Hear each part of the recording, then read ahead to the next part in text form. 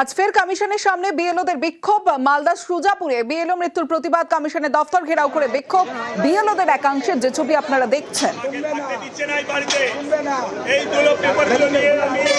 এবং police barricade দিয়ে আটকানোর চেষ্টা করলে ব্যারিকেড টপকে বিএলওরা যায় এবং পুলিশের সঙ্গে রীতিমতো হাতাহাতি বিএলওদের। দেখুন,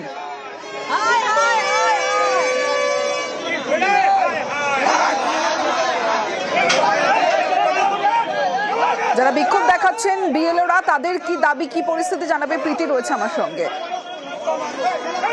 দেখো, সুজাপুর বিধানসভার এক বিএলওর মৃত্যু এবং মৃত্যুর মূলত অভিযোগ ছিল যে মানসিক চাপ, এসআইআর কাজে সেই মানসিক চাপ সহ্য করতে না পেরে তার হার্ট অ্যাটাক হয়।